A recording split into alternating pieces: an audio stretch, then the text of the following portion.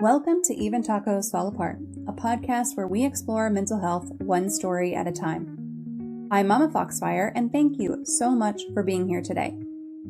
Tonight's guest is Dr. Oluwole Babatunde. He lost his mother when he was 7 years old. He lost his father when he was 13. And after that, he didn't have a stable home to go back to. He was a kid figuring out on his own where it was safe to sleep and how he was going to finish high school with basically nobody in his corner full-time. Losing both your parents before you're even old enough to drive is brutal. There's no framework or mindset trick that makes that not true.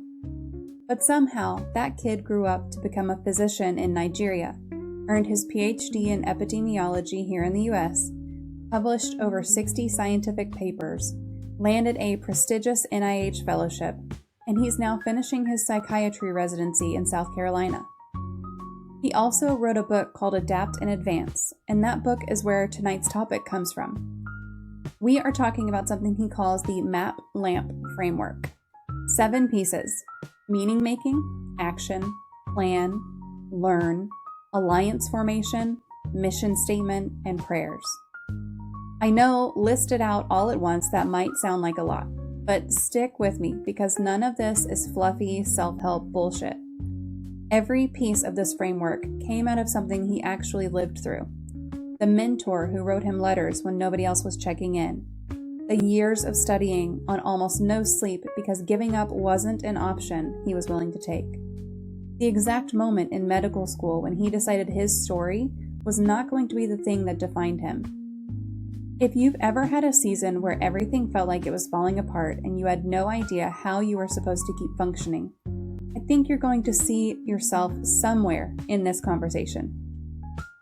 And if you haven't had that season yet, you probably will at some point, because that's just how life works for most of us eventually. This isn't a conversation about pretending pain does not exist, or slapping a positive quote on top of it and calling it healed. It's about what you actually do with the pain once it's already happened to you. How you build something out of it instead of staying buried under it. So settle in, this one is worth your full attention. Here's my conversation with Dr. Babatunde.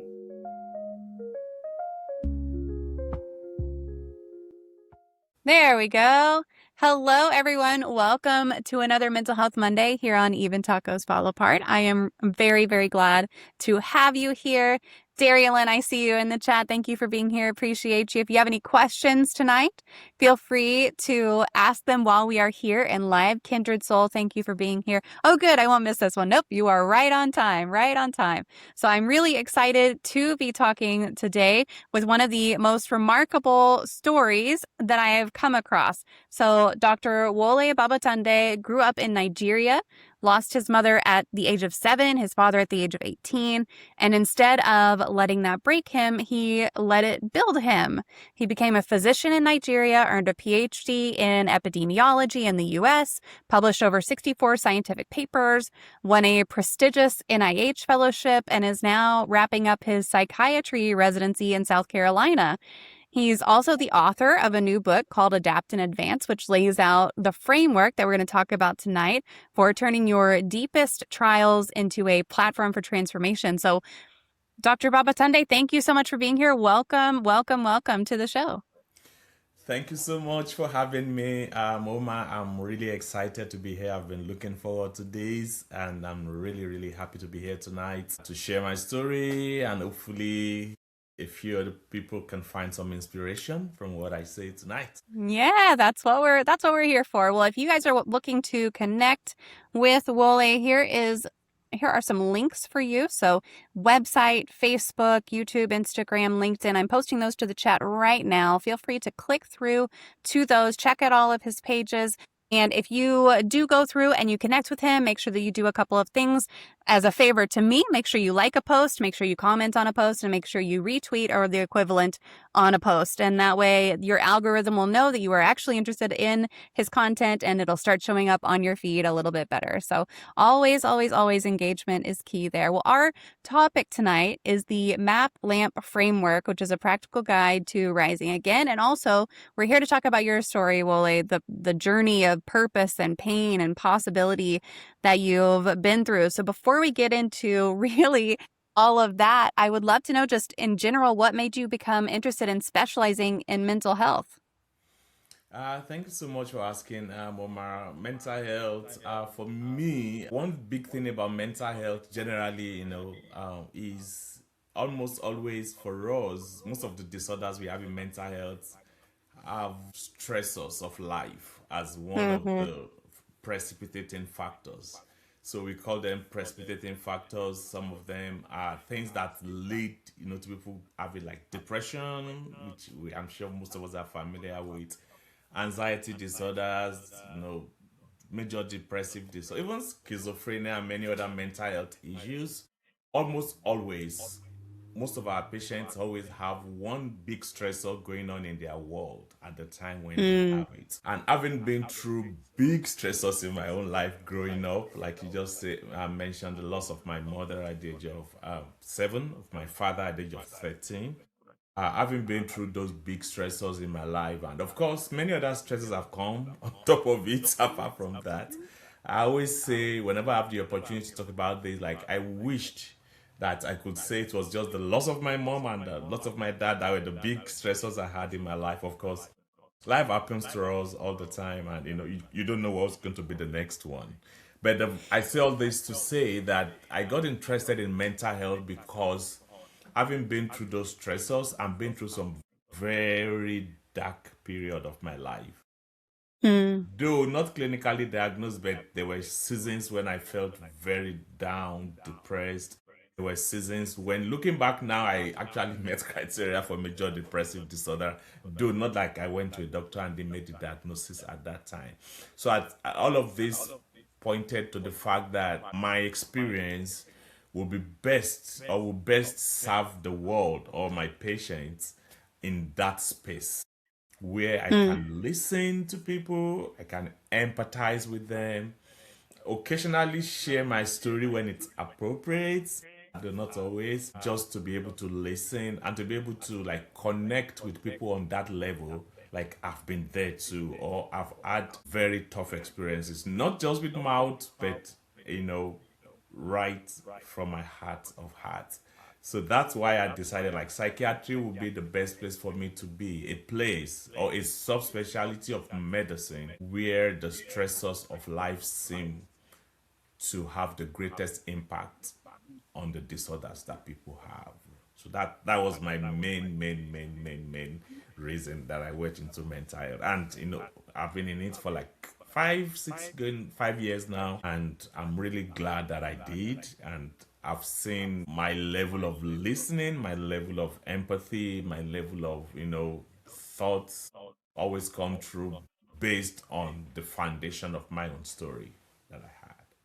It's interesting hearing you talk about, your story led you to this, but then the fact that you don't really get a chance to share your story with everyone that you treat, because it's truly like whenever you're a therapist and you're talking to a therapist, they're not there to share their story with their patients. Now, I know that it helps connect with people, and I know that there can be instances where sharing a piece of your story might be helpful, like you were saying, but you're not really there to share your why with them. You're there to understand them and really kind of do what you can to help them. Do you ever find yourself wishing that you could just lay out your whole story to some of your patients? Definitely, yes, but of course, like you said, it's not about me, it's about them. Yeah. And at times they ask questions too, at times patients can feel, and at times they get curious and they ask me questions like, have you ever been through something like this before? Or, Mm, doctor, do you have a kid? They ask questions at times, yeah. but, professionally, I have to redirect, like, we are not here to talk about me. Hmm. I'm here to understand you better. I'm here to help. But whenever appropriate, occasionally you could answer the questions either directly or at times indirectly. Like, okay, I've been through things but we are here to focus more on you, not on me. Yeah. Just to make them feel hard and that you're really willing to connect with them. But there's been very rare instances I can count on my fingertips, maybe one, two, or three, where I had to share specific stories about my life when I feel it's therapeutic and it's going to Yeah. be helpful. The difference is this story or talking about myself, if it's going to be therapeutic for the patient, then it's good. But Hmm. in most instances it will not be. Most instances no, I won't Yeah. go into my own stories. But very, very occasionally I will ask the patient, is it okay if I self-disclose? Because I feel this might be therapeutic for you. And if the patient say yes, then I could Hmm. self-disclose one or two things. But again, I'm not sure I can count two or three times in the last five Yeah. years. Yeah. It's very, very rare to have those situations. But in those situations too, it could be helpful. Those very few people to hear some of those stories. And I've had to cry with a few patients in the past. You know, I'm also human, so hearing some of those Yeah. stories can be very destabilizing. Again, I can count on my fingertips when that ever happened. So it's possible at times you wish you could say more, but not within the clinical setting. Yeah. But you can connect at a very deep level without self-disclosing. Yeah, absolutely. My therapist used to, well, my favorite therapist, she used to get on to me. She would call me out for it because I'd be like, "How are you doing?" And she'd be like, "Nope, nope, nope. We're not doing it.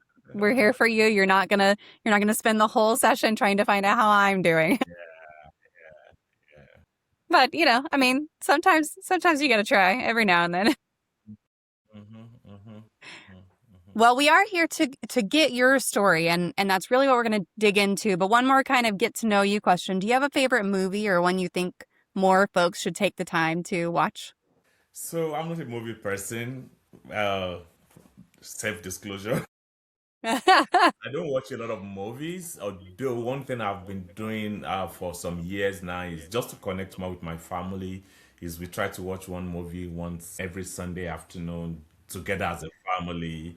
So I think that habit has been very helpful for me to at least watch a few movies here and there. And movies that really touch me the most are movies that are similar to my story. Not exactly my story, but when I see people go through very difficult situations Hmm. and they are able to navigate it and become successful, it moves me a lot. I shed tears when watching movies because it's because it's just like, oh, this looks a bit similar to what I've been through. So I say all that to say that the one movie that I watched that really touched me, so I've watched it like again and again, maybe 4 or 5 times. My kids are like, "Dad, stop watching this movie." Is In Pursuit of Happiness. Ah, Yeah, I'm not able to say a lot about it, but it's a movie that really touched me because it's a movie about a single father trying to help his kid, went through a lot of challenging period, but it all ended well. So it's just like similar to, not exactly similar to mine, but relatively similar in terms of going through very difficult situations and coming out of it on the other side good. So that's my reasoning for having that. I have a few of them, but I might not yeah. remember the names, but that's the one I can remember on top of my head now.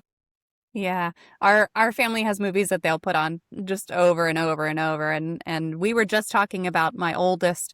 He's off in college now, but he definitely when he was little went through a Frozen period. Like we watched Frozen every day for years, multiple years, multiple years. And Yeah. so I had a movie like that when I was a kid. My movie was The Labyrinth, and I watched it over and over, and now my kids watch it. So it's Wow. like, sometimes there's just something about a movie that'll grab That you touches you, and catches yep, your attention and so just much. not let you go. Yep, 100%. So take us back to Nigeria. What was life like growing up, and how did losing both of your parents at such a young age, especially, shape who you are today? Ah, that's a tough one. So, the earliest memories I have about my parents were loving, nice, they weren't like rich, rich. I would call them, I would use the American word, maybe they were more middle class. Mm-hmm. At least they were okay, relatively. My dad was a pharmacist in Nigeria. My mom was a nurse. So, and for both of them in their immediate families, they were like the first. For my dad, he was the first person who went to college in the extended family. Also for my mom too, yes, the first who like rose up to the point of going to a nursing school and stuff like that. So they were like, happily married, life was good. I remember in those days, things have changed a lot back in Nigeria now. In those days when you finish in college, you get a loan to buy a brand new car, 504 Peugeot. I don't know if you ever had that name before. And then for my mom, as a nurse, was a Volkswagen. So they were doing Volkswagen car at that time. And so they both had brand new cars at that level of their lives. So just to say that they were relatively okay, we were cool, living a Mm-hmm. good life, and things were going well. And until they were kind of like both breadwinners in their extended family. So I remember growing up with people, extended family living with us, like some from my father's family, some from my mother's family. And no, everything was going okay until boom, she was about to have her fourth baby. She was heavily pregnant, that's what I could remember. And we went to school one day, they came to grab us from school and they didn't take us home. We were just traveling right away from school, to our city to get her buried. I was too Wow. young, nobody explained anything to me. I was just picking pieces of whatever was happening. I knew people were crying, people were feeling sad.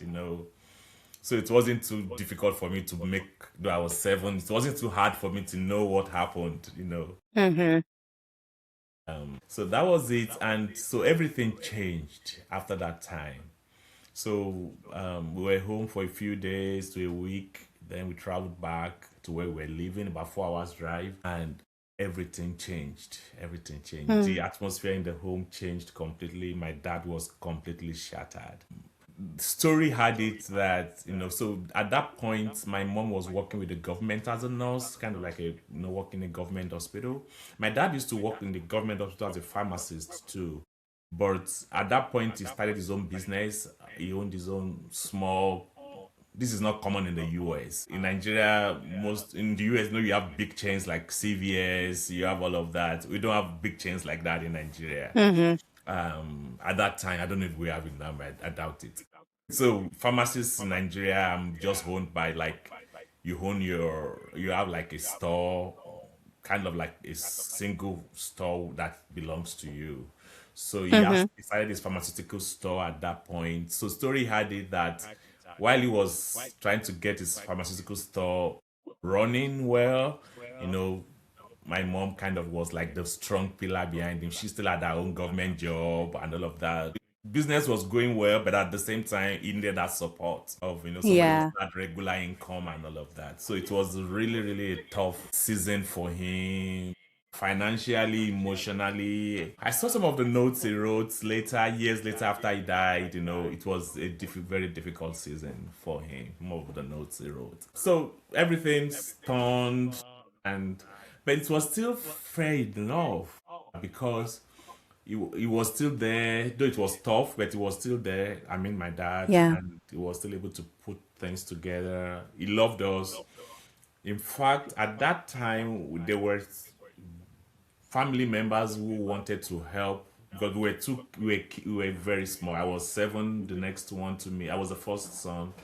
The next one was 5, and the third one now was 3 years younger. That's 2.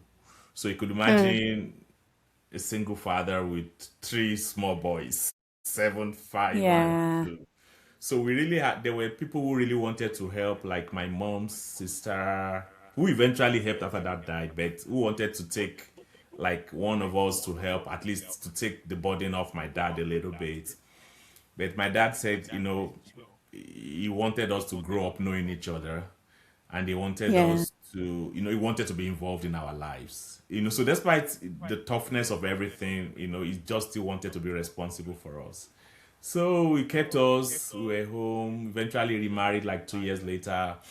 And all of that was going. So things were still fair. It was, of course, not the same, but it was okay. because Right. it was there, it was business was still okay, he was able to put all things together.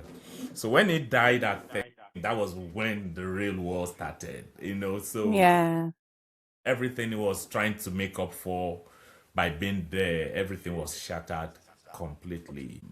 Everything just like I just don't even know the right words to use now. Everything got completely shattered, and it became really rough. And for Yeah. years, people ask me, who took care of you. At times, it's even hard for me to answer that question because I really can't say I didn't stay fully in anybody's house from that time. I was kind of like on Wow. my own. Hmm. I was 13. I was kind of old enough to know things. I was old enough to know where to go, where not to go, and all of that. So I kind of like sneaked in and out of places that I felt safe and comfortable with, and finished high school. I was just starting high school at that point. I was able to finish high school. I moved on. It was just hard, but the Hmm. good thing is I was able to make a decision very quick on I will not let this define me in a negative way. I think that was the strongest decision that saw me through everything. There was just enough reasons to give up. There was enough reasons for things not to go on well. And there was enough reasons for me to turn out bad.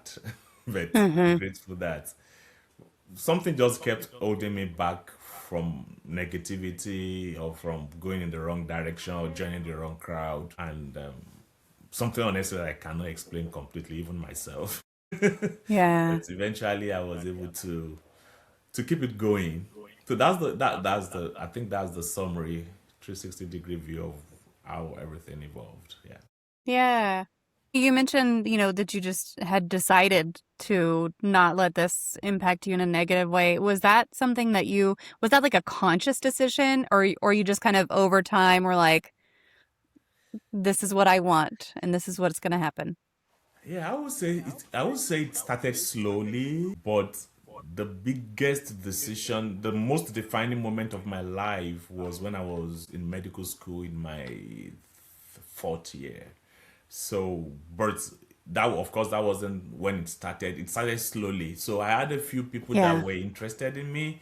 So, in my book I talked about alliance formation. That's where I talked about recognizing people that can help you achieve your dreams and help you achieve your vision. I was able to, and there's a book I read, of course, much later called The Law of Recognition, recognizing people. I think one of the skills I had very quickly was I was able to recognize those that had my genuine interest. And I also was able to recognize people who really didn't care about me. So I think that recognition was very, very helpful for me very, very early.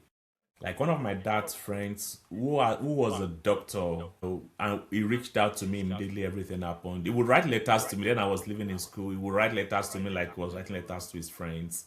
I wish I still have some of those letters that I don't. Life has happened. There's so many things I wish I had access to that I no Yeah. longer have access to. Even pictures and so many things. He would write letters to me regularly. I would reply him. He would reply me. He was like, I shouldn't. So I think my first words of determination came from his letters. Like he told me, he was the one who first told me like your dad wanted to be a doctor, he couldn't be, became a pharmacist. He had a dream that one of his children would be a doctor. So he kind of like sold that dream to me a little bit. Yeah. So like everything that I would need to be a doctor, he would try his best to make sure that he provides it. Not that we had everything, of course, at that time, but he just wished he could do something. So Hmm. those forms of reassurances were very, very positive for me. And it made me make up my mind like, I'm going to give this my best chance to be at least a doctor with my life, or at least be a blessing to other people as much as I can. So I think that was the beginning of it. Um, then it slowly evolved. I had a few family members that were also interested in my progress. And, I had these hunts my uncle's wife, she was the closest to my mother. So in fact, story had it that my father met my mother through her. So she had a soft spot for me. Uh, Yeah. one of the things she told me after my father died was, she said she wished she was rich, that she would do everything, but she said she doesn't have the Oh, resources. But within the little she has, anything she can do to help and support me, she yeah. will go extra miles to make this happen. So little support like that, that's friends.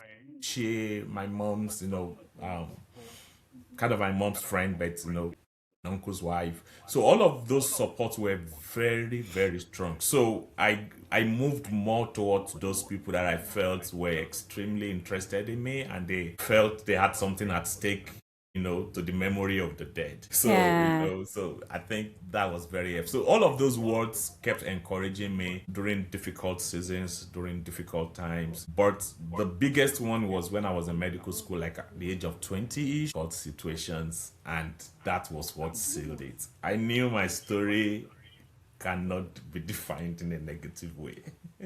Yeah. Are you still a big reader? Do you still read a book a Yes, week or I still yeah, do that. I still do that, but now I listen. Then I was like reading real books. There was no Amazon yes. or Audible at that time. Yeah. Or maybe if there was, I don't even know. But then I used to like buy real books. Mm-hmm. Yeah. Then I even had a library, So whenever I read the books, I put it on the shelf. I encourage other people to come get the books and also read, kind of like my personal library at that time. So it was the biggest thing that I believe helped me the most, and it's still helping me now even to navigate life. But now I listen. I don't like. I buy books. I still buy books. If I really want to write, I like writing in the books. So if I really want to Yeah. write inside a book, I buy the hard copy and also buy the audible. So when I'm listening and I really feel like writing my thoughts inside the book, I could follow into the book. But overall now, I still do one book every week. I'm on Wow. maybe number 20 already for this year. So, Oh my gosh. but it's listening. I listen. Even my commute to work is about 7 hours a week. That's enough for one book. So I That's a book listen. right there. Yeah. Yes, I listen. Even in the office when I'm busy, like attesting notes and all of that for my patients, when I Mm-hmm. do the rounds in the morning, I make sure something is playing. Yeah. Yeah. Yeah. I like that. I just got into audiobooks. I made it a goal last year to actually listen to 12 audiobooks because I'm a big reader. I read all the time. And That's I good. was reading, I read physical books, I read books on my Kindle, I have an e-reader, but I had never really gotten into audiobooks. That was more my sister's thing. She loves audiobooks and she's loved them since you had to get the cassettes on tape where it was like you go Wow. to the library and it looks like a book because it's like 8 cassettes on tape, Wow. I which listen. is fantastic. Yes. So she grew up just listening to them that way, and I just never really got into it. But last year I started listening to some books, and I definitely listened to more than 12. And this year I'm off to That's a good great. start with it too. So I am now in the audiobook category. That's good. That's good. I still read on my Kindle, and I still read physical books too. But Yeah. That's what I yeah, recommend. Like I have two boys. That's what I recommend. I make sure they read one book every month. Though they do also yeah, they listen to it too. So I think that's just fair. One a week might be too much, especially if you are not into it a lot yes, before. So I normally recommend one a month to people generally, like yeah, as a starting point, and find books that resonates well or books that you know helps that moves you forward, whatever it is. Everybody's yeah, yeah, yeah. Well, I would love to talk about the framework, the MAP LAMP framework. So, what does that stand for, and how did you develop this framework? okay. So I've always wanted to write my story. I call it it's kind of like a storybook. This is the book Adapt and Advance. So I felt 2020, this 26, it was published May last year. It will be 1 year next month. I felt 2025 is a good time because I was completing residency. So my Hmm. journey has been I'm done with residency now. So my bio needs to be updated, but the bio in the book is I was completing residency. I finished June last year. So I've actually been an attending for almost a year now. So I wanted Congratulations. Thank you so much. So I wanted the book to be out with the end of residency, which was June last year. It was published May last year. But I just felt it's a big milestone for me because I finished medical school in Nigeria, worked a little bit, came to the US 2014, did my PhD, finished PhD, then went back into residency again for psychiatry in the US. I just feel it's a big milestone for me, and I don't want a party. What I want is I want my story to inspire people to be able to know that dreams can come true and Hmm. difficult situations does not have to hold us down, and that our story is still being written and we hold the pen. And whenever I say this now, I see it can go both ways. I've said so that some of my patients before, and they felt okay, I hold the pen, I'm going to kill myself. But that's not what I meant. What I mean is you hold the pen, you can write it. Of course, we can write it whichever way we like, but when I say that, I mean you hold the pen to write it in a good way. Like, Yeah. have a happy ending no matter how difficult it is now. So the main thing about map lamp is, so when I was writing the book, so I wrote bits and pieces for a few years, but I did the main writing over a very short time, like over 1 month, like the main Wow. core. Yeah. So I joined, I paid for this self-publishing.com, and one of the mentorship they gave us is people get stuck in writing books forever and they don't finish it. And so their whole strategy is fine, you might have little drafts here and there or thoughts in your mind. Just write it out, spit it out in 1 month. Very, very rough draft. Then come back and refine it. So at least that way you are done with the big skeleton of what you want to write. Yeah. And you can now use the next 3, 4, 5 months to put flesh on it. So that's what I did. I wrote it within a month, which was November to December 2024. And then after that, I built the flesh for another 3, 4 months, and then we got it published. So I tried to reach out into my past and like what has worked the most for me that I could share with people in a way that they can remember it, and in a way that it can be summarized in just one book. And that's how I came up with the map lamp. So I didn't come up with it at the beginning. It kept evolving, until I was able to evolve into something that makes sense. So M is meaning making, A is action, P is plan, L is learn, A is alliance formation, is mission statements, and then P is prayers. So I believe overall those are the 7 pillars of everything that personally has worked for me, either directly or indirectly, put together in just those 7 sections. For M meaning making, I started the book by drawing from the book of Viktor Frankl. I don't know if you've read his book before. Viktor Frankl is one of the Holocaust survivors, and the title of his book is Man's Search for Meaning. It's a very popular book in psychiatry. It's a kind of like he's a psychiatrist actually. So it's kind of like a mental health book too that is relatively very popular, and it's very small. You can read it in like a sitting, like maybe 3 hours or something like that.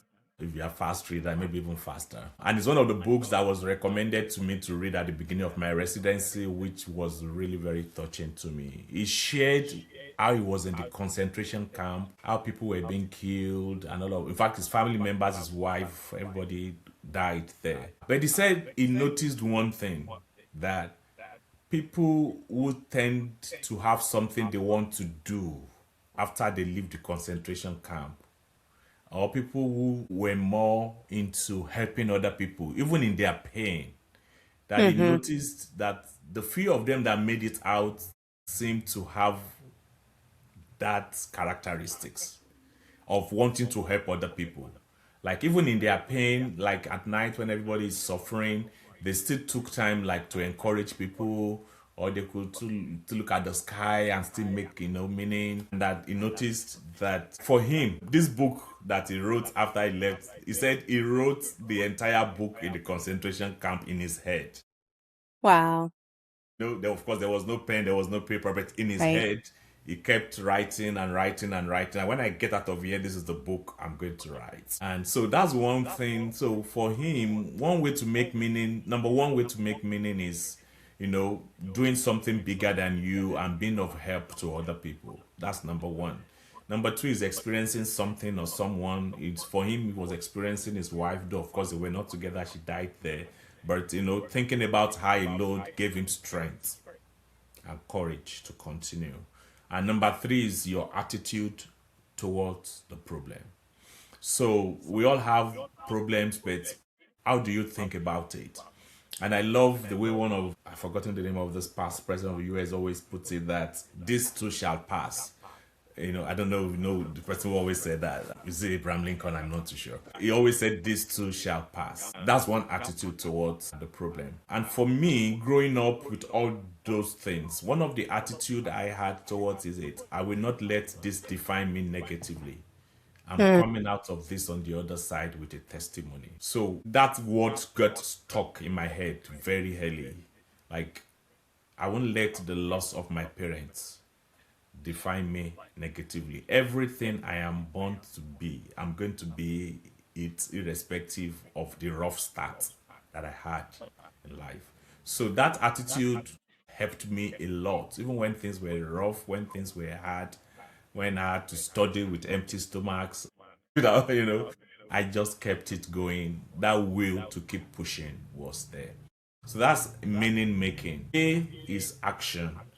And I love the way Wise Man put it, that an inch of action is better than a mile of intentions. It doesn't matter what it is. If we don't put action behind our dreams, there is no way we're going, to achieve it.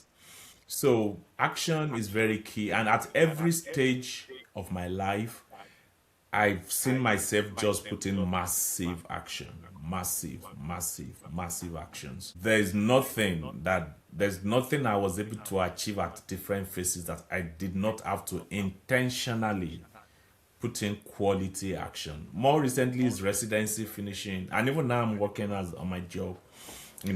Days when I go to work, I have to wake up 4 a.m. in the morning, get to my job by 7 a.m., work to 5. It's just put massive action behind it. And, I always focus on the big picture, which keeps me going. Like, apart from the fact that this is a job for which I'm being paid, I want to be a blessing to the people I work with. I want to be a blessing to my patients. I don't want to see this as a job. I want to see it kind of like a ministry where people are blessed by what I do. So that keeps me going. And that's where the important place of action comes in. So in the chapters on action, I emphasize to people that no matter, number one, meaning making, number two, action.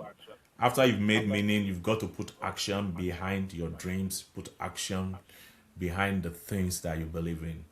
And I shared in my book, every chapter, we have 26 chapters. Every chapter I share unique stories, both for myself, that explains the chapter, and also share stories of more successful people that I read about that I also believe is an example of the points I'm making. And one of the stories I shared in the book was, I failed a big exam in 2018 trying to get into residency. We call it the USMLE, United States Medical Licensing Exam. One of the exams we have to take if you come into or for everybody else to take to be able to practice medicine in the US. But, after failing it, I remember I had to study extra hard, put in my best I could do. And I shared many other stories, even the ones in Nigeria, for me, most of my story, a good number of my stories have to do with passing exams because it's a big part of your life. That is a big part of my life, yes. At least up till now. Hopefully, maybe, knock on wood, no more exams now. Hopefully. No more. No more big exams like that, at least. If I'm doing anything now, maybe for fun a little bit. Yeah. So, for me, I had all those stories of medical school days in Nigeria where I also didn't do well at some, my fourth year was rough, but again, action. There was a time I was waking up 1 a.m. in the morning to study, to like 7 get to class, sleeping 7 to 6. I don't encourage people to do it, but I had to do what I got to do at those points. Right. I'm like, I've come this far, I'm in fourth year medical school. Nigerian medical school is 6 years. I'm in fourth year medical school. I can't be suspended at this time or not. I'll fail exams here. So I got to do what I got to do, to just get through it. So that's action. But of course, that's other stories that are not exams too, that I've just got to put action behind things, including, talking to my wife. That was, of course, asking her out. Is an action I had to take at some point of my life and all of Yep. that. So, yeah. So that's action. Then P is planning, and I use the COPS model, which is capture, clarify, organize, prioritize, and then simplify. It's just a model that helps to plan. I talked about how I use sticky notes a lot. Even now, you come to my office, you see sticky notes everywhere. I capture ideas a lot. Like, at times my brain is just moving, capture this, and there's just not enough time to do all of this. So at times I just write things on sticky notes, put it there. Then later, that's capturing. Then later I clarify, I put them together. I have this one where I write my daily to do, my weekly to do, my monthly to do. So I fit it into where I think is more appropriate. At times I use my calendar if it's something that I feel I just don't have time right now, but it's very important.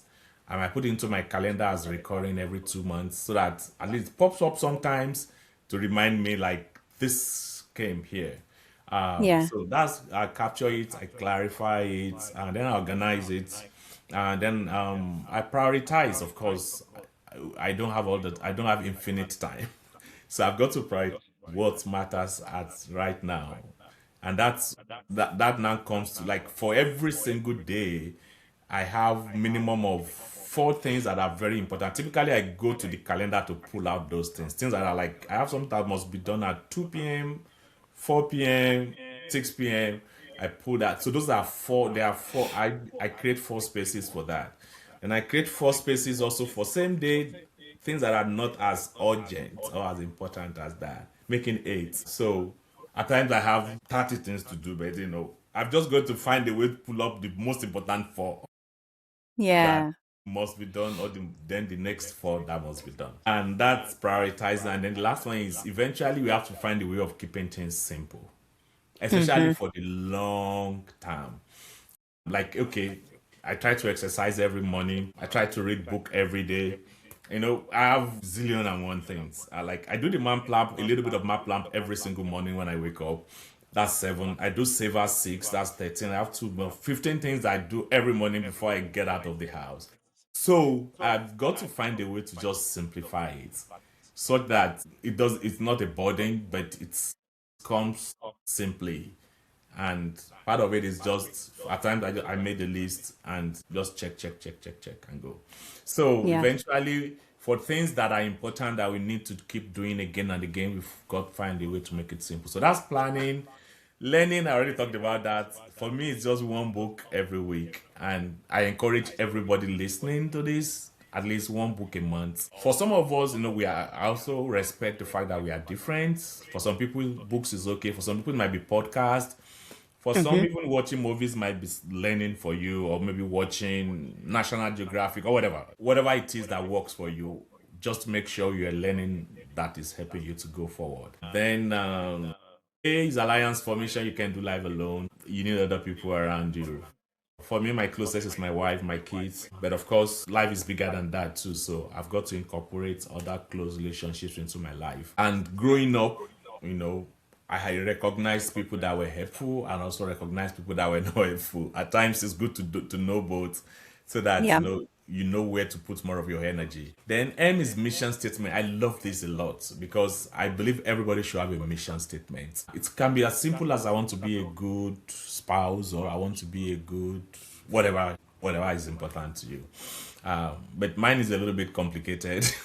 It's to fulfill God's purpose and be the best version of myself as I move from one level of good success and good value to a greater level of good success and good value part time, and to contribute positively to the life of everybody on my path. So which means, one, I want to be the best version of myself. That's the first section. The second section of it is move from one level of success and value to a greater, meaning I have to just keep moving forward at every stage of my life. Yeah. And then the third is that in all of it, I want to be a blessing to other people. It's not about me alone. It's about, whatever it is I have, I want it to flow out of me to bless other people around me. So that's the three categories or the three sections of my missions. I want everybody to have one. It doesn't have to be as complex as mine.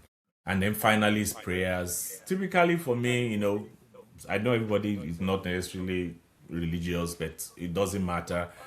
I believe in prayers. I'm a Christian, but I also believe in prayer mental equivalent. Like even if you are not religious or not a Christian, prayer is more of you believing in something that you want and going for it. Because at the end of the day, my own simple way of defining prayers is fixing my eyes on what I want and not just hoping that it comes to pass. I've got to put action behind it too to make it to come to pass. So, and fix my mind on it that I want this to happen. So I believe everybody can do that irrespective of your faith. You can commit to what you want to be, fix it before you, and go for it. I hope I've not rambled for too long. Trying to explain. No, that's great. I mean, each of those is a very complex, step to this framework. So I'm glad that you were able to kind of break it down for us a little bit. I think that's helpful. You mentioned prayers, and I know that a lot of people hear prayer or faith or that kind of thing, and then they hear science, and they're like, those don't really go together. So how do you hold both of those together, and especially be in a clinical setting? How do you hold both of those together? Yeah, so kind of like what we talked about earlier about self-disclosure to patient. Also, faith is also something I don't talk a lot about at my job. Um, in fact, because I have a lot of Bible verses in my book, again, one of the reasons I don't reference my book a lot at my job, because I don't want to be seen as pushing a particular faith Sure. on my job. So, same way for faith and science, for me personally, I believe they mix very well, but not everybody holds that view. So, the way I look at it is this personally, I see my Christian faith as a foundation. Like, if you build a house, most times we don't see the foundation when you have the finished product, right? Mm-hmm. The foundation is holding the house, but you don't see it on top. You see the beautiful house on top, but something inside the ground is holding it to be beautiful, to keep the beauty. So that's the way I look at faith and science for me, personally. I believe my Christian faith is the foundation for many of the things that people see on the surface for me as a person. But I don't necessarily go about, at least not on my job, rubbing that into people's faces and that. But a good, like, okay, I smile a lot. I make sure I'm contagious in terms of good attitude and all of that. Make patients feel comfortable talking to me and all of that. I believe all of that are, not that you cannot have it without a Christian faith, you can. But for me, the source of all of that, for me, it's mainly my own faith inside the ground, which I may not be talking about. So, but I let it flow out of me as having a good attitude, having empathy, listening to my patients, all of that, just being kind, being good, you know, everybody might have different sources for how they get that, but for me, it's mainly from my Christian faith. So that's the way I look at my Christian faith in all of this journey at my job. But overall, science, and there's also research, especially mental health, that people who have something, a higher power they hold on to, they tend to do better, especially for illnesses like depression, where what you believe in could be an anchor to help you navigate. turbulent situation. So there's evidence for it. Although there's also research that it could be counterproductive for some people, especially when you come to things like schizophrenia, where specific content of a religious faith can become like a delusion that Hmm. people hold on to. So I always tell people it could go both ways. So faith has could have advantage when it comes to things like depression, anxiety. When you are well grounded and you have a strong belief system in a higher power than you, it might be easy to navigate things like depression because you believe God is going to come through for you.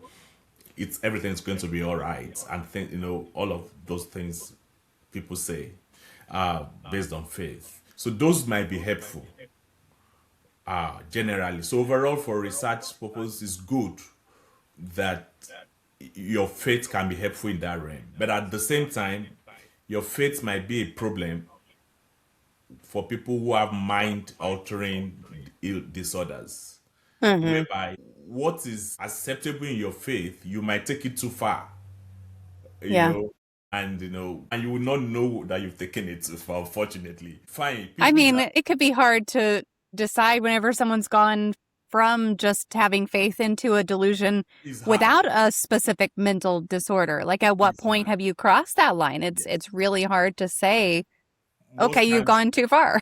most times it's people around you that will be able to tell you. And Yeah. if you do, even these people of the same faith will be able to tell that no, this is getting too far. But unfortunately, you will not know. Right? And which makes some of those disorders very challenging. Hmm. I deal with people like that and it can be very painful. Yeah. The challenge is we have to rely on family members, close friends, and even at the healing phase, I always tell patients because of this, you've got to rely on family members and friends at this point because whenever things are not going well, you might not know that you are crossing again into a dangerous realm. But at least your family members, hopefully, who are okay, can tell that this is not looking good any longer. So Yeah. in that case, faith might be counterproductive. But overall, for the things like depression, for things like anxiety, being in the faith might be helpful to anchor your belief system on something bigger than you that you believe will come true for you. Or even for meaning making. Like in my book, apart from the Viktor Frankl 3 models, I put my own number 4 meaning making. Like I make meaning from the Bible too. So at times when Hmm. you read a Bible verse, that tells you, like for me, I believe a lot in Romans 8:20 that all things work together for good to them that love God. So something like that might keep you grounded, that even if it's not good, it's working for my good. So stuff like that can keep you grounded in the midst of very tough situations. For me, they were very helpful. Things like that were very helpful growing up. That I know everything is going to turn for good no matter how it looks at this moment. So that might be helpful for going through stress, going through anxiety, going through depression. They might be very, very, very helpful. So I believe one way or the other, they help each other. But at the same time, we should not be ignorant of the fact that at times too faith might be counterproductive when there's a mind altering disorder, when the mind is not Yeah. at its best. Yeah. I've And we all always need, viewed faith. yeah. I've always viewed faith as faith is fine. Whatever you believe in is fine. As long as it's helpful to you, Mhm. as long as you're getting something good out of it and it's not harmful to other people. Like as long as you're getting something good and you're not putting something bad out there, you believe what you want to believe. And then I don't see anything wrong with that. Yeah, that's one great way to look at it. Yeah. Yeah. So, what are the most common mental traps that people fall into after a major setback or a major loss, and how do you break out of them? I think the easiest trap I noticed, which I almost fell into multiple times, is the trap of giving up. It's just so easy Mm-hmm. to give up. And, I see this again and again and again because of the nature of what I do. Of course, that's what I signed up for. It's one of the reasons I chose this job. like I said at the beginning, people give up. People give up. People give up to the point of wanting to kill themselves. Yeah. More than half of the population I deal with end up with me. I'm an inpatient because they've either have thoughts of killing themselves or they've made efforts to kill themselves or stuff like that. People give up. Find there are biologic bases to these things. So I always tell people is there's the biology of mental illnesses, right? Which is at times some substances in our body like serotonin, dopamine, all of that, they might just be imbalance and they might cause some of these illnesses like depression. But at the same time too, there's the stressor aspect, which is you're going through this stress and you have maybe possibility of having the chemical imbalance in the body and they all come together and they lead to the disorder. So I would think the biggest trap people should watch out for is giving up. Don't give up. And it's easier said than done because when people go through things in that moment, of everything just being thrown at you from the right, from the left, at times people are just forced to feel like I have no more power. Yeah. I don't have the strength. I no longer have the strength to carry on. And I get it. It's I remember when I was growing up, there were days I would lock myself up in the room, close the door, and I would cry. And I wished my parents could just come back and help, But of course I knew they cannot. They are dead. But I can imagine, 1,001 stresses people go through that pushes people to that point of not wanting to give up. So I would say one way not to give up for me that worked the most for me growing up is, again, like I said again and again, focus on the big picture. Understand that this is rough, this is tough, this season is hard right now. But in the big scheme of things, for me, then I always ask myself, now I'm 17 or maybe 18, 19 at that time, or 20. Let's assume I was able to finish medical school then and live a relatively good life. In the next 20 years, will I be proud of the decisions I'm making now? Or even in the next 30 or 40 years, let's assume I was able to have a good, successful career, able to put some assets together, be a little bit rich or whatever, Not saying that all of that will come to pass necessarily, but let's assume it can. If the decision I'm taking right now, will I be proud of it? Or if I killed myself now, will I be able to get to that future? But again, the other part of it is, what if I don't kill myself and things continue to get bad? So people at times are just torn in between very difficult circumstances and situations. But one thing I would say, using myself as an example, is you can move on. Don't give up. And I will still use the story of my pen. That, you hold the pen and you can write a good story for your life, no matter what it is that you are going through right now. So don't fall into the trap of giving up. And for me, one of the things that helped the most, like I mentioned again and again and again, is I've read so many books, so many biographies, and I've seen people with more difficult, in quotes, because every situation is unique, so don't let me use that word. Yeah. But I've seen people with very difficult situations, maybe not necessarily more or less, but very difficult situations, still able to make something out of their lives because they persisted. So all of those stories just keep jumping at me every time I want to give up. They keep coming, they keep coming, they keep coming. And even till now, those stories help me through circumstances when I have, unexpected things happen to me. one of the first things I look for a story. I You like know, that. I look for a story of Anthony Robbins.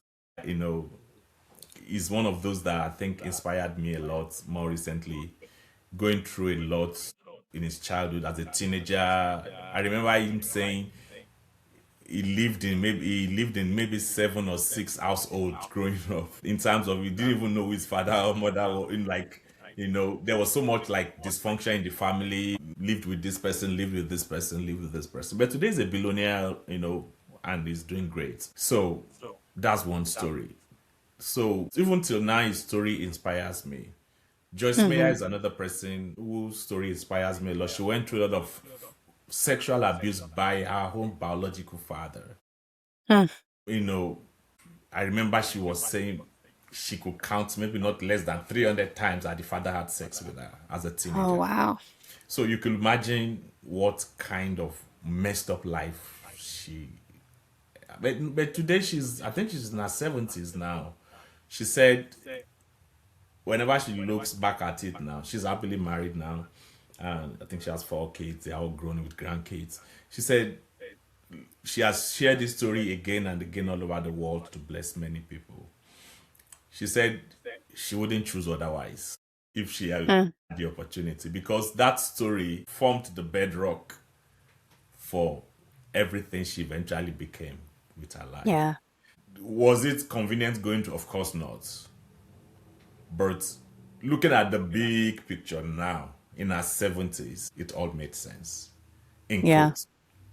So stories like that keeps me going. Like it might not the bits and pieces may not make sense, but the big picture will make sense at Yeah. the end of the day. If we can persist and we keep doing the right things, which Yeah. is not easy. I agree. It's not easy.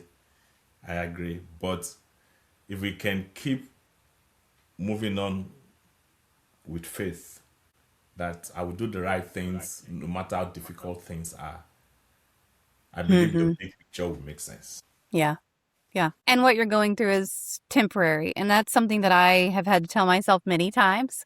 Like, you said the this too shall pass part, and it's like you're going to get through this, and on the other side of this, it's going to be different. I'm not saying it's going to be better, but you're not going to be dealing with what you're dealing with right this moment that you're struggling with.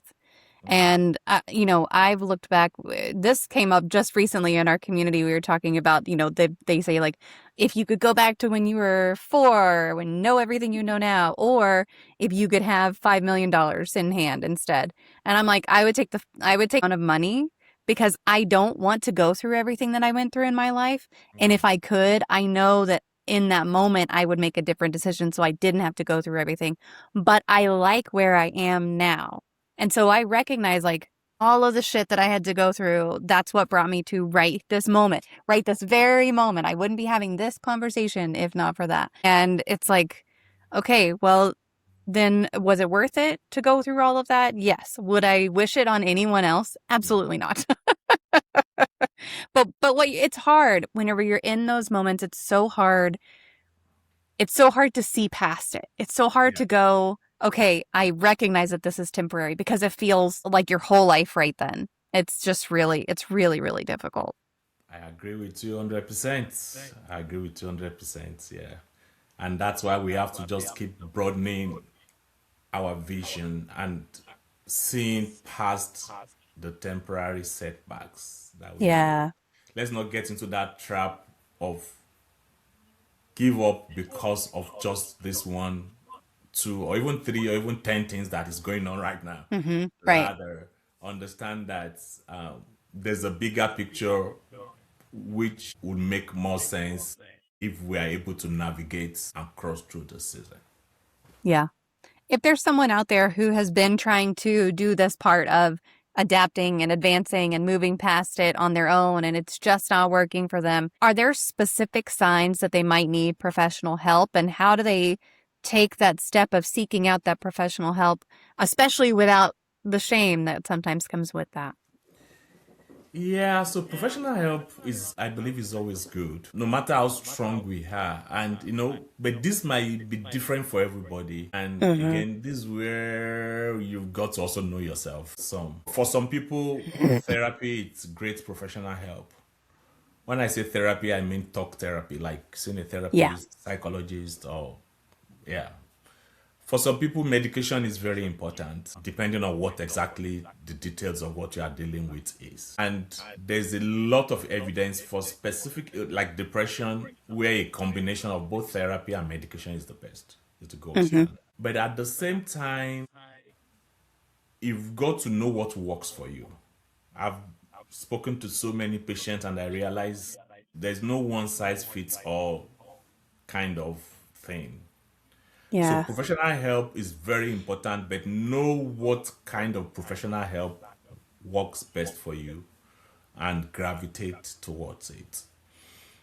Therapies, even among different therapists, some people's work might just be better for you than others. Not because they are Mm-hmm. not good, but all they are better than each other. It's just a question of, is it a good fit Yeah. for me? So some therapists might not be a good fit for you. Even some doctors may not necessarily be a good fit for you. So you need to there's a little bit of some nuance there that you've got to like understand it. And again, one thing I don't want people to you have you have some power in your hand to use for your own good. So for one of the power is select the right team of people that can work for Mm-hmm. you for your mental health professionally. So I would say overall, everybody should seek some sort of professional help, but understand how much of professional help that you need. For me, this is me. You don't have to do what I do. Honestly, for me, books seems to be the best thing that is working for me. I've had situations where I'm like, stories work a lot for me. Like it's easier for me when I read stories to keep me Mm-hmm. going. But of course, maybe the level of what I'm dealing with is just what stories can handle right now. If I'm dealing with something that I think this is not cutting it or is not doing it, I need a therapist or I need to see a psychiatrist, of course, I will be very willing to do that. I have my PCP that I see for things that are physical. And I take meds for Mm-hmm. things that are physical. So I'll be very happy to jump to see a professional. But Yeah. please understand that again, I keep coming back to the pen thing. You hold the pen in your hand, you can write a good story. So realize what you need to do. For example, I check my blood pressure every single morning. People say it's too much. I say I don't care. I put my blood pressure machine where I have my notebook where I take notes, like my journals, like where I write like Bible verses or all the map plan, Mm-hmm. all the things I do. They are together in the same place. So when I wake up in the morning, I check my blood pressure first, and after checking it, then I start my morning routine, including my exercise and every other thing. Why do I do that? Self disclosure, because I have high blood pressure, which is well controlled, but I want to keep an eye on it. Yeah. Life is getting good. I don't want anything to mess it up. So Yep. I want to be sure I live a good, healthy life as much as I will have the opportunity to do. I don't want to have a stroke. I don't want to have anything like that. I don't want to become a burden on anybody. So I want to live as good as I can within my power. I share that to say I don't currently have mental health struggles, but I'll be happy to share it. But the same way we are dealing with mental health struggles that need medications or that need therapists, same way, whatever you need to do to know where you are and to know when to seek for help. If I'm getting very high blood pressure, for example, I'll just send a message to my doctor, blah, blah, blah, and do Mm-hmm. this. But I'm glad it's very good. It's so good that my doctor is asking us to even cut back or even stop some medications. I'm like, don't worry, just keep a low dose, and let's keeping an eye on it. So the same way, I would encourage everybody, if you need professional help for mental health, unfortunately, you might not. There is no machine like a blood pressure that can measure depression or anxiety or schizophrenia. But there are things you can look out for. Like, for example, Hmm. if a patient has family history of bipolar disorder, now I always list things to watch out for. Like, if you have one, two, three, four, five, six, seven symptoms cluster together in a couple of days, please reach out to me. So the same way I would say, if you have a family history of days, days, then you can also know when to seek for help Right. when it's necessary. So, and doctors are always very willing to give you all of that. Let them know. And if you have a personal history of something, of course, the more reason why you should. Just like the way I would check my blood pressure, there are things you need to check out for regularly to be sure. Like, you check the box, you know, if, thank God we all have Google. Don't use it too much. it can become a problem. It's true. But at least, there are things you can like check out. Like, okay, I'm noticing this. I'm not sleeping for the past 5 days or 3 days. Hmm. I'm talking excessive, talking fastly. I'm doing. We can ask for those things. And the moment you notice it, you can reach out to your doctor. Like, hey, looks like it's ramping up again, and I need some help. So I would say, if you have a family history of specific disorders that mental health wise, or you have a personal history of specific mental health disorders, know the symptoms and know when to reach out to either your therapist or to your doctor. If you have a Yeah. family history or a personal history of suicide attempts, we always do safety planning. Know when to call 911, know when to call 988. It's better to end up in the emergency room and in a psych hospital than to end up dead. So Yeah. know all of that and don't see it. I always tell my patients, in as much as I want to empower you not to come back here to inpatients, I would rather you come back here than hear that you killed yourself. Yeah. So you are not bothering me coming back here to me if you need it. Of Yeah. course, I wish you could manage your stress in a way that you don't have to come back here. So, but at the same time, if things get that bad, please know that you are not bothering me. I want you alive and well to be able to fulfill your purpose and be the best version of yourself. So, what I would say is know the symptoms. It's very individualistic. For some people, you might not have any big mental health, it might be physical, it might be blood pressure, Hmm. it might be blood sugar, it might be anything else. But take care of yourself. I think that's Yeah. just the summary of this. Know what you have and take care of yourself so that be preventative in your action so that when you need to reach out for help, reach out for help. And don't see it as a sign of weakness. Reaching out 100%. for help is not a sign of weakness. Whatever Yeah. it is you have or your family history has, please be proactive, which is number two law in is this Stephen Covey's book now? Yeah, to be proactive. Yeah, so and take steps to prevent it. And that's the way I told my family members, to my patient, I always tell them be Hmm. proactive. Don't let things Yeah. get out of hand before you look for the solution. Well, and making sure that you're aware of your family history because sometimes mental health things they haven't always been talked about. So when I had postpartum depression, I didn't know that my mom also had postpartum depression. No idea until I started talking about it myself. And so first of all, you can ask your parents, you can ask your grandparents if they're still alive, what family histories there are, and they might not know. Sometimes they just didn't call it the same things or whatever, but I'm glad to hear you say, sometimes it's medication, sometimes it's talk therapy, sometimes it's a combination. Because for me, postpartum depression was easily treatable with medication. I got on medication. Within 3 weeks, I was feeling so much better. And then whenever I had a situation happen and had some things happen in my life, some of those stressors, my grandfather went missing, I was in an abusive relationship, like all these things, it was not responsive to medication, but I really had to work through a lot with talk therapy.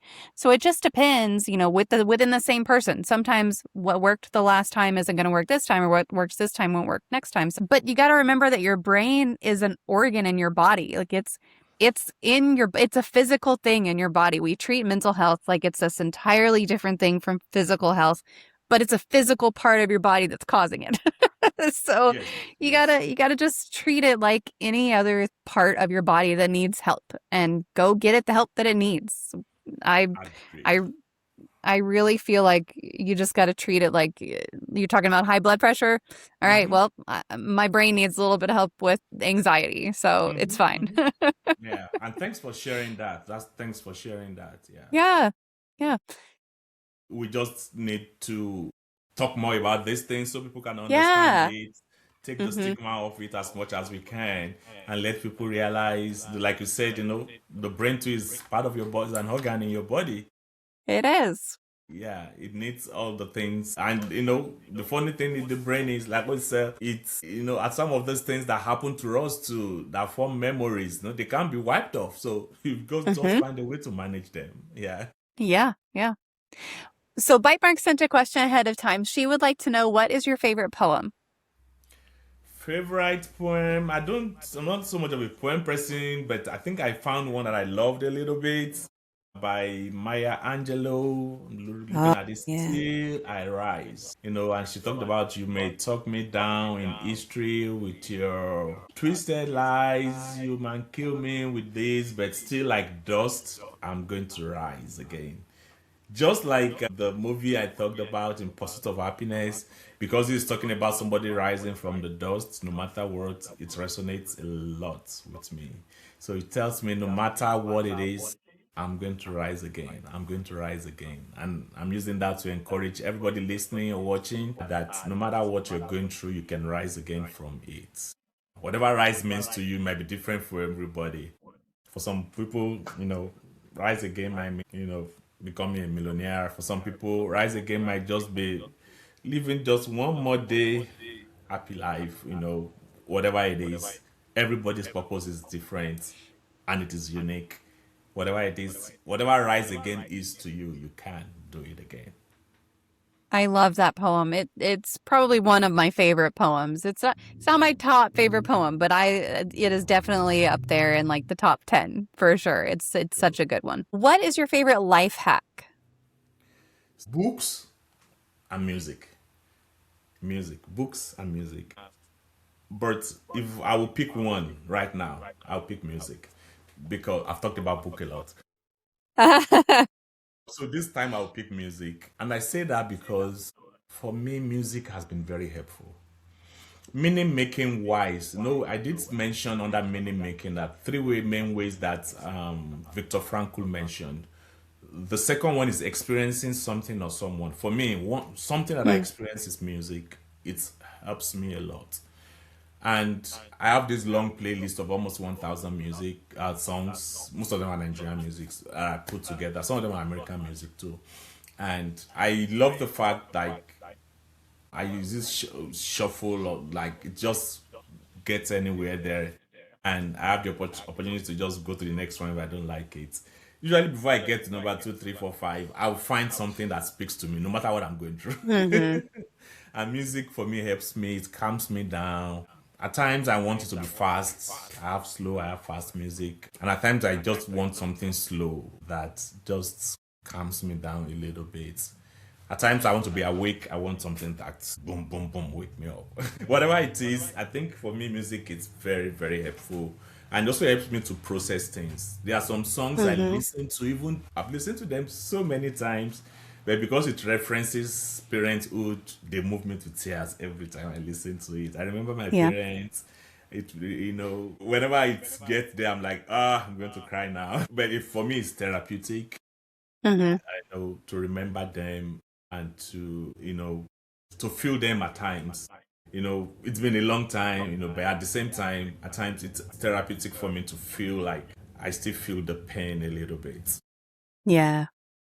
So for me, I would say music is what I think. And at work too, kind of like books, there are specific days that I dedicate that today's predominant book listening day and today's predominant music listening day. So I kind of alternate them. So if it's a predominant book day, I play the book that I need to listen. If it's predominant music day, I know the entire day will be music. But usually coming back from work in the afternoon, 100% of the time is music.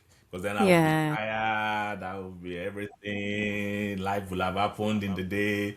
So it's almost always music for coming back. Going in the morning, I can listen to book, I can listen to sermon, I can listen to any other thing. But coming back is music.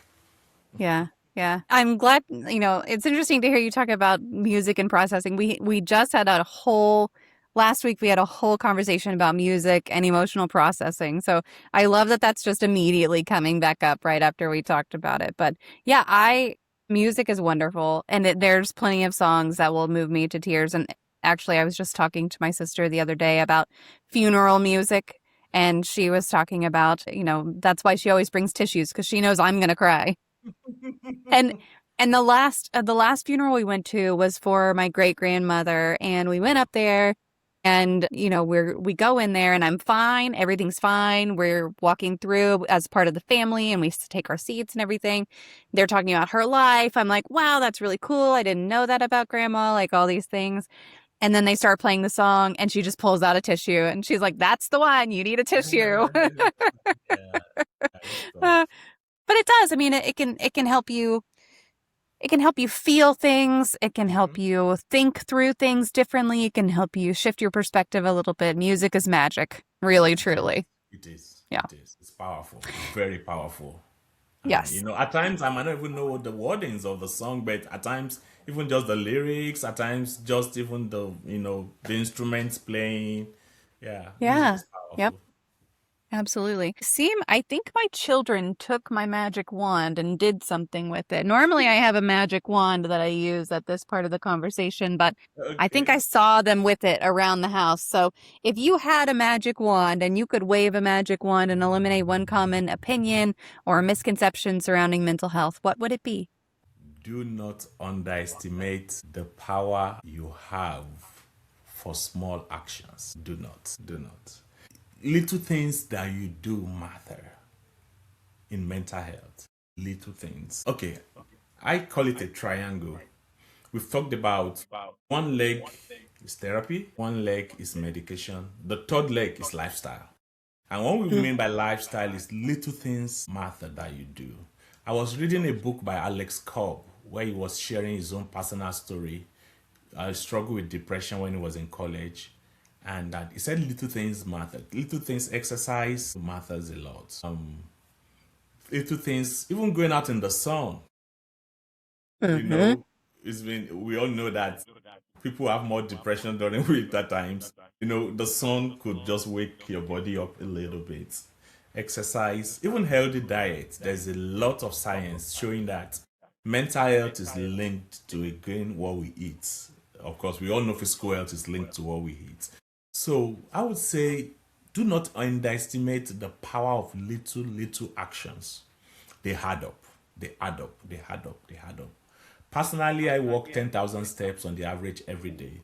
Not run, just walk. I have my phone on me all the time, so it records all the steps I have. Usually, by the time I go to my job, go to all around, and I finish my rounds, I'm coming back home at 5. I will have done like 5 to 6,000 steps, just moving Mm-hmm. around from place to place. So it's not like I'm exercising or I'm actively walking like that. Then when I get back home, I try to get up the remaining 4,000 steps. Even at times, it's just in my living room, moving around and around. As small as that is, there's a lot of science that even movements can help you overcome depression, you know. Plus, it has many physical benefits for blood pressure, for blood sugar, for everything. Memory, Yep. everything. When I was doing my neurology posting in my first year of residency, one of the things that in the memory clinic in neurology, we always tell them to exercise. I'm like, if exercise fixes memory so much, then I'll make sure my memory is good by making sure I exercise so well. So it's important for us. So little things matter. So that's just an example exercise. If you're able to do some other forms apart from if you can run, it's good, or if you can do like other forms of exercises, that's important. Diet, even smiling, laughing is therapy. They say it's good to smile. Little things, little things. Don't underestimate the power of little things. And don't you might not be able to do much. You might not be able to like do that big thing, but little things you can do towards your mental health every day, please do it. Don't underestimate it. There's I love magic. that. There's magic in it. Yeah. You're talking about the little things and the 10,000 steps and everything. And I want to encourage people, even if you feel like 10,000 steps is too many, there are some more recent studies that show that even if you can just do 10 squats every 45 minutes, like even if you're stuck at your desk all day, stand next to your desk and do 10 squats every 45 minutes, you can get a lot of the same or similar health benefits, specifically for blood sugar, I think is what they were looking at with those. But, you can help regulate your body just by getting up and doing something small. You don't have to go do it anywhere. You don't have to buy like a desk treadmill or anything. Just get up and do some body weight squats every 45 minutes. You can set a little timer on your phone and do a 45-minute timer and then get up and do 10 squats. And it can be small. You can start small is what I'm trying to say. Creativity. You can be creative about it. In my office, I put my table in the center of the office. Everybody always say this is weird because I said I make the walking trail in my office. So my desk is in the middle, so kind of I can move round and round. So when I'm maybe tired of just staying in one spot, I just move around the table like a number of times. Yeah. Whatever works for you. Yeah. Yes, 100%. I like that. Well, thank you very much for joining us today. Folks who are here with us, if you have any more questions, feel free to drop them into the chat. I'm going to share your socials one more time with everyone. And while I'm doing that, I'm just going to open up the floor to you and anything we didn't get to talk about or any other resources you want to throw out there. I'll just give you the floor while I get these posted.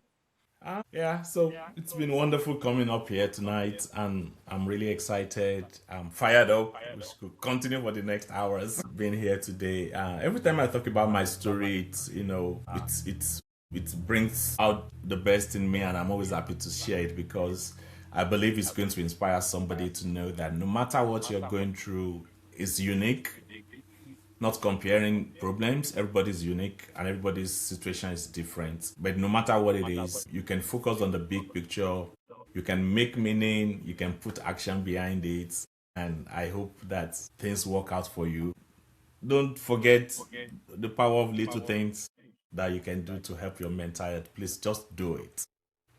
I love that. Well, Dr. Babatunde, thank you so much for joining. This conversation has truly been a gift. You came on here and you shared your story and your science and your soul. And I know that folks are walking away different because of it.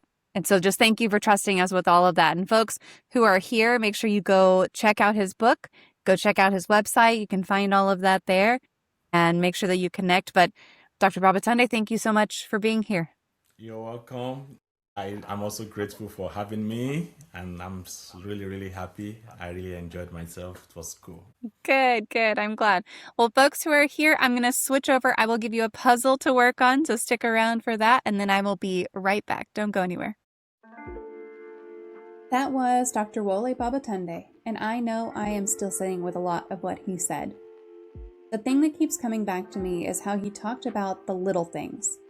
10,000 steps a day, a book a week, walking laps around his own desk when he needs to move his body. None of that sounds like much on its own, but that's the point. He didn't rebuild his life with one big dramatic turnaround moment. He built it out of 1,000 small decisions to keep going day after day, even when the days were rough. We do this thing where we wait for a big fix, or at least a lot of us do. We think healing has to look like some massive breakthrough or a total transformation. But what Wole described is a lot more realistic than that. Meaning-making, action, a plan, people who actually have your back. That's not glamorous, but it is consistent. And consistent is what actually works. If you're in a season right now where things feel like they're falling apart, I hope something in this conversation gave you a place to stand. You don't have to have your whole life figured out. You just have to keep putting one foot in front of the other and let the right people walk with you while you do it. If this episode meant something to you, do me a favor and hit that follow or subscribe button wherever you're listening right now so you don't miss the next one. Leave a review or a comment if you've got 60 seconds. That is what genuinely helps other people find this show and find these conversations when they need them. And share this episode with someone you think needs to hear it today. Thank you for spending this time with me and Dr. Babatunde. I don't take that for granted. As you go on with your week, remind yourself that growth is not about never stumbling. It's about getting back up and leaning on the people who care. Even tacos fall apart, and they are still worth celebrating. I'll catch you in the next episode.